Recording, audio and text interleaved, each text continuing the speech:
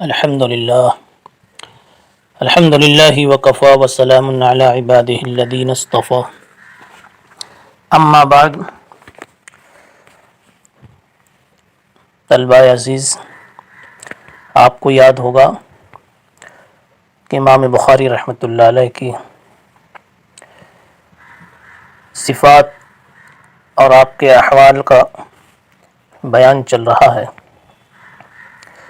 اللہ تعالیٰ نے جو علمی کمالات آپ کو عطا فرمائے تھے، اس کی ایک بڑی بہت جلی کڑی اور بہت ہی ایک خوبصورت اس کا عنوان المہارت فی علل الحدیث ہے. اللہ تعالیٰ نے علل حدیث کے سلسلے میں بھی آپ کو ممتاز مہارت عطا فرمائی تھی. علل حدیث کیا چیز ہے؟ علل علت کی جمع ہے. محدثین کی دنیا میں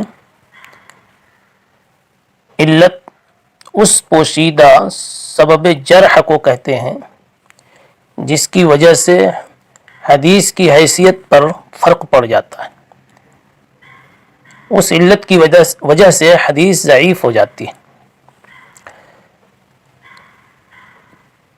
حدیث میں ذوق پیدا کرنے والی دو طرح کی علتیں ہوتی ہیں. ایک علت ظاہرہ ہوتی ہے، علت جلیہ، اور ایک علت خفیہ ہوتی ہے. سبب جلی ہو اس کا جاننا تو آسان ہوتا ہے، اور ایک ہے سبب خفی.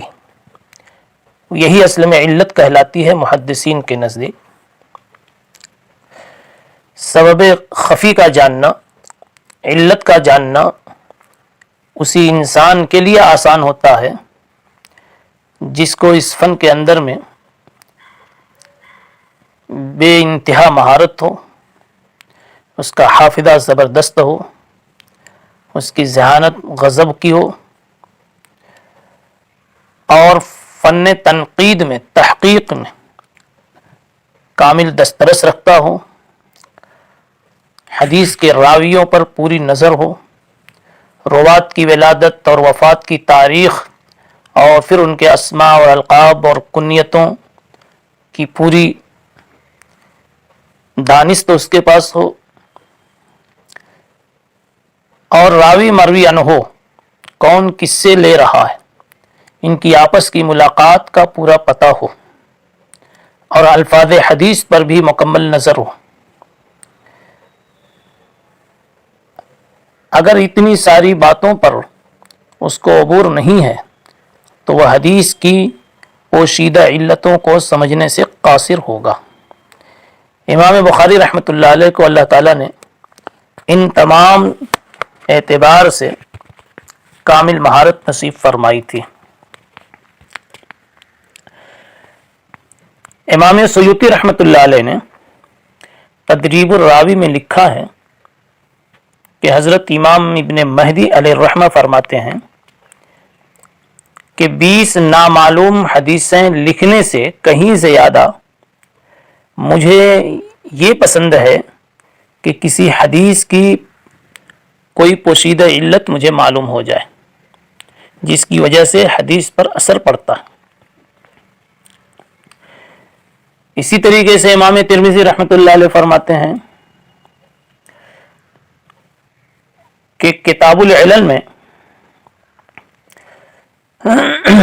بلکہ انہوں نے فرمایا یہ بات کتاب العلل میں فرمائی کہ جامع ترمذی میں نے جتنی احادیث کی علتیں بیان کی ہیں یا رجال اور تاریخ کے بارے میں جو کچھ بھی کہا ہے اس کا بڑا حصہ میں نے امام بخاری رحمۃ اللہ علیہ کی تاریخ سے لیا ہے.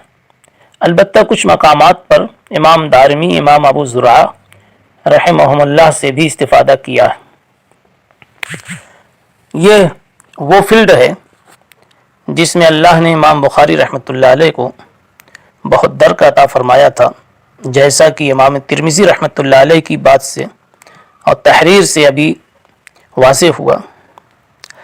احمد ابن حمدون کا بیان ہے کہتے ہیں کہ میں نے سعید ابن مروان کے جنازے میں دیکھا کہ امام بخاری رحمۃ اللہ علیہ سے لوگ سوالات کر رہے ہیں، بلکہ حضرت کے استاذ شیخ محمد ابن یحییٰ زہلی وہی ان سے راویوں کے نام اور کنیت اور علل حدیث کے بارے میں پوچھتے جا رہے ہیں، اور امام بخاری رحمۃ اللہ علیہ اس طرح جواب دے رہے ہیں جیسے کہ کوئی قل هو اللہ احد پڑھ رہا، یعنی باتوں کا فر وہ جواب دیے چلے جا رہے ہیں۔ ابو حامد اعمش رحمۃ اللہ علیہ فرماتے ہیں کہ ایک مرتبہ امام بخاری رحمۃ اللہ علیہ کی مجلس میں امام مسلم آئے اور انہوں نے ایک حدیث سنائی، ایک سند سنائی، اور یہ ارشاد فرمایا کہ یہ حدیث مجھے متصلاً نہیں مل سکی، میں اس کی سند سناتا ہوں، جہاں انقطاع ہے آپ اس کو متصل کر دیجئے، یعنی سند کا چھوٹا ہوا حصہ مکمل کر دیجئے۔ امام مسلم نے وہ حدیث پیش کی، عبید اللہ ابن عمر عن ابی الزبیر عن جابر قال بعثنا رسول اللہ صلی اللہ علیہ وسلم فی سریۃ ومعنا ابو عبیدہ۔ یہ سنا کر یہ درخواست کی امام مسلم نے کہ حضرت آپ کو معلوم ہے کہ عبید اللہ تابعی ہیں، ہمارے اور عبید اللہ کے درمیان کتنا فاصلہ ہے، اس لیے اگر آپ کے پاس یہ حدیث ہے اور متصل السند ہے تو اسے متصل کر کے سنا دیجئے، پھر اگر معلل ہے صحیح ہے تو اس کی وضاحت بھی کر دیجئے۔ تو امام بخاری رحمۃ اللہ علیہ نے اسی وقت سند متصل پیش کر دی اور یوں سنا دیا، حدثنا ابن ابی اویس قال حدثنی اخی عن سلیمان بن بلال عن عبید اللہ۔ یہ مثالیں ہیں امام بخاری رحمۃ اللہ علیہ کی گہری نظر علل حدیث کے سلسلے میں کیسی تھی، اس عنوان پر اسی قبیل کا ایک اور واقعہ شارحین حدیث نے لکھا ہے کہ ایک مرتبہ کسی شخص نے ایک حدیث پڑھی جس کا تعلق کفارۃ المجلس والی حدیث سے تھا۔ حدیث پڑھی اس طرح سے، حجاج ابن محمد عن ابن جریج عن موسیٰ بن عقبۃ عن سہیل ابن ابی صالح عن ابیہ عن ابی ہریرہ رضی اللہ تعالی عنہ عن النبی صلی اللہ علیہ وسلم قال کفارۃ المجلس اذا قام العبد ان يقول سبحانك اللهم وبحمدك اشهد ان لا اله الا انت استغفرك واتوب اليك۔ اس حدیث کو سن کر امام مسلم نے فرمایا کہ اس حدیث کی اس سے اونچی سند پورے عالم میں نہیں ہے، اور دو سند اس کے علاوہ اور بھی ذکر فرمائی، مگر امام بخاری رحمۃ اللہ علیہ نے امام مسلم کی یہ بات سن کر تبسم فرمایا اور یہ چھوٹا سا ملفوظ سنایا، الا انہ معلول، فرمایا کہ تمہاری نگاہ میں یہ سند تو بڑی عالی ہے، بڑی اونچی ہے، مگر یاد رکھو کہ اس میں علت موجود ہے، ایک علت قادحہ پائی جاتی ہے۔ امام مسلم رحمۃ اللہ علیہ خلاف توقع یہ جواب سن کر کانپ اٹھے اور کہا حضرت اس کی علت کیا ہے؟ فرمایا اللہ تعالیٰ نے جس چیز پر پردہ ڈال رکھا ہے اس پہ پردہ ہی رہنے دو، ابہم ما ابہمہ اللہ، چھوڑو اس کو۔ امام بخاری رحمۃ اللہ علیہ نے تھوڑا امام مسلم رحمۃ اللہ علیہ کو اس طرح سے جانچنا چاہا کہ ان کو طلب کتنی ہے، لیکن امام مسلم رحمۃ اللہ علیہ نے اپنی طلب کا اظہار کیا اور اصرار کیا، تو حضرت نے فرمایا کہ اس کی علت یہ ہے کہ لا یذکر لموسیٰ بن عقبۃ سماع من سہیل، کہ آپ نے ابھی جو سند پڑھی تھی وہ اس طرح پڑھی تھی، حجاج بن محمد عن ابن جریج عن موسیٰ بن عقبۃ عن سہیل، اس میں موسیٰ ابن عقبہ سہیل سے حدیث لے رہے ہیں، تو اس کو حضرت نے فرمایا کہ لا یذکر لموسیٰ بن عقبۃ سماع من سہیل، موسیٰ ابن عقبہ کا سماع سہیل سے ثابت نہیں ہے۔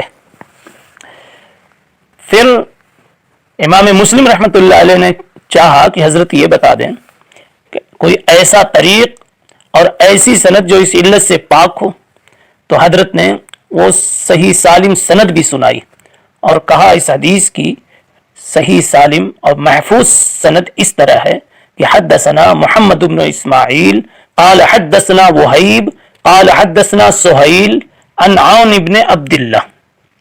بہرحال یہ امام بخاری رحمۃ اللہ علیہ کی کیفیت ہے استحضار علل کے سلسلے میں۔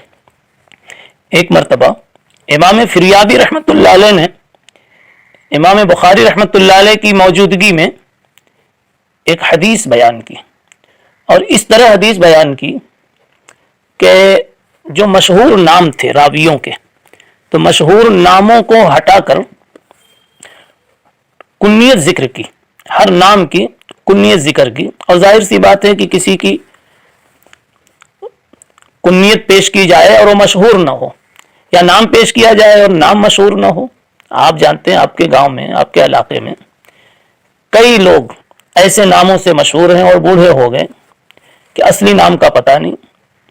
کوئی ننو میاں ہے، تو کوئی ابتدائی سے باپ کا لاڈلا تھا تو لڈو میاں ہے، تو کوئی گلاب خاں ہے، حالانکہ اصل نام دوسرا ہے۔ اب اصلی نام باوجود کی وہ بہت مشہور آدمی، اصلی نام سب کے دماغ سے اوجھل ہوتا ہے، اور وہ جاننا سب کے بس کی بات نہیں۔ جس کے پاس اس سلسلے کی گہرائی ہوگی، گہرائی ہوگی، وہی سمجھتا ہوگا۔ ایسی راویوں میں بھی کچھ راوی کنیتوں سے مشہور ہیں تو ان کے نام لوگوں کو یاد نہیں، اور کچھ نام سے یاد ہیں تو کنیتوں کا پتہ نہیں۔ تو آج کچھ ایسا ہی ہوا کہ امام فریابی رحمۃ اللہ علیہ نے حدیث سنائی اور کنیت ہی ذکر فرمائی۔ یوں فرمایا حدثنا سفیان عن ابی عروہ عن ابی الخطاب عن ابی حمزہ۔ حاضرین میں امام بخاری رحمۃ اللہ علیہ بھی تھے۔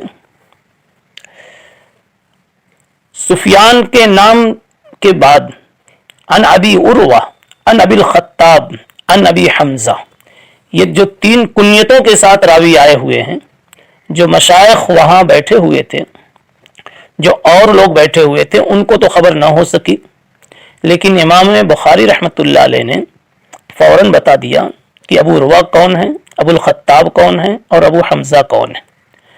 آپ نے بتایا کہ ابو الخطاب، آپ نے فرمایا کہ ابو عروہ سے مراد معمر ابن راشد ہیں، اور ابو الخطاب سے مراد قتادہ ابن دعامہ سدوسی ہیں، اور ابو حمزہ سے مراد حضرت انس ابن مالک رضی اللہ تعالی عنہ ہیں۔ نیز امام بخاری رحمۃ اللہ علیہ نے یہ بھی اس میں اضافہ فرما دیا کہ حضرت سفیان کی عادت مبارکہ رہی ہے کہ وہ شیوخ کا ذکر اکثر کنیتوں کے ساتھ کرتے ہیں۔ بہرحال اس عنوان کے ذیل میں میرے عزیزوں، امام بخاری رحمۃ اللہ علیہ کی اہمیت علل حدیث کی معرفت کے سلسلے میں بتلانی تھی، اور وہ آپ کے سامنے آ گئی۔ اللہ تعالیٰ نے حدیث کے فن میں ہر اعتبار سے، ہر زاویے سے حضرت کو مہارت عطا فرمائی تھی۔ اللہ تعالیٰ حضرت کے علوم سے ہم کو اور آپ کو مستفیض فرمائے۔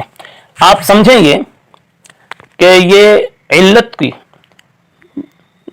جانکاری اور واقفیت کتنی اہم ہے۔ بسا اوقات جو کذابین ہوتے ہیں، وزاعین ہوتے ہیں، وہ حدیث میں اس طرح کی دسیسہ کاری کرتے ہیں کہ ایسے راوی کا نام لیتے ہیں، یعنی اپنے اوپر ایسے شیخ کا نام لیتے ہیں کہ میں نے فلاں راوی سے، فلاں محدث سے یہ حدیث سنی، جس محدث کے زمانے میں یہ آدمی پیدا بھی نہیں ہوا تھا۔ اب جب اس محدث کے زمانے میں پیدا ہی نہیں ہوا تھا اور اس کے نام سے وہ حدیث پیش کر رہا ہے، تو ظاہر سی بات ہے کہ بیچ میں ایک یا دو کچھ واسطے ہوں گے۔ اب پھر وہ واسطہ کیسا ہے، کس درجے کا ہے، وہ بیچ والا کون ہے، پھر اس نے بھی کس طرح کی حرکت پیش کی ہے۔ تو اب یہ جاننا کہ جس نے روایت لی ہے اور اوپر جس کا نام لیا ہے وہ شیخ اس کے زمانے میں تھا یا نہیں اور یہ آدمی اس وقت پیدا ہوا تھا یا نہیں. ظاہر سی بات ہے کہ ولادت اور وفات کی تاریخ کے علم کے بغیر نہیں ہو سکتا. اسی لیے ابتدا میں یہ بات عرض کی گئی کہ علل حدیث کی معرفت کے لیے راویوں کی تاریخ ولادت اور تاریخ وفات کا علم بھی انتہائی ضروری ہے. اور اسی طریقے سے ان کی کنیتوں کو جاننا بھی ضروری ہے. جیسا کہ ابھی کنیتیں پیش کی گئیں امام بخاری کے سامنے. امام بخاری نے تو سمجھ لیا کہ ابو عروہ کون ہے اور ابو الخطاب کون ہے اور ابو حمزہ کون ہے.